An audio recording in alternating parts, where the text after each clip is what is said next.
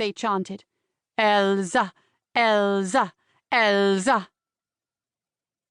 Something in their adoration was different tonight, or perhaps it was Elsa who was different, making her feel like a guest in her own life. The throng pressed in closer, shoving at one another, throwing elbows, placing palms on the hood of the car, the roof, even the window that separated Elsa from their frenzy. The driver, she didn't know his name, swiveled around in his seat. He wore a military uniform, SS, the hated enemy. The look in his eyes was not easy to read beneath the shadow cast by the bill of his hat. "Should I circle the block?" It was too late. Elsa had been positively identified. Precious little could be done now but to accept her fate. Retreat will only stir them up more. "Then I will drop you closer to the stage door." She shook her head. "No, I'll exit here. The Mercedes began to rock. Fear skittered up Elsa's throat. She swallowed it back and forced herself to breathe. Perhaps she should issue the order for him to take a spin around the block after all. Impossible now. The choice was no longer hers to make. Her fans continued closing in around the car, chanting her name, the earlier buzz of their voices sounding more like a roar. They wanted only one thing: a glimpse of the woman who carried the label of Hitler's favorite opera singer. Elsa knew what was expected of her. She would give the masses what they wanted.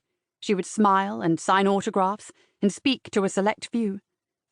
No one would ever suspect how she used her elevated status within the Third Reich, or that her notoriety had become both shield and sword against Nazi Germany's crimes against humanity.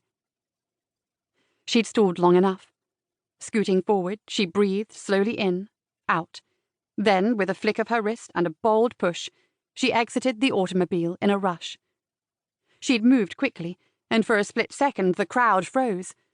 Elsa hardly noticed their shocked silence, or the way the driver left his place behind the wheel to stand beside her in silent solidarity.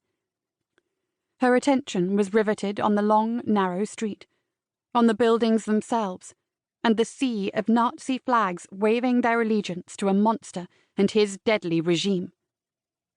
Sorrow came fast and hard. Her beloved Salzburg had been infested with vipers and stripped of her beauty, her independence, her dignity, with too many of her people treated much, much worse. People who relied on Elsa to be braver than she knew herself capable, until a fortuitous meeting with a humble British civil servant, now her friend, ally, and accomplice, a woman who had reached her own notoriety and fame with a very small push from Elsa. The next 10 minutes went by in a blur of flashing bulbs, garbled words of praise, and more chanting of her name. No human deserved such earthly acclaim. Despite the sticky, suffocating heat, Elsa shivered, fumbling her way through the riot of fans and journalists, until finally, at last, she was inside the building, cloaked in shadow and the molten gold and orange light that played across the centuries-old stone walls. Only in Salzburg could an ancient quarry become the home of the greatest music festival in Europe.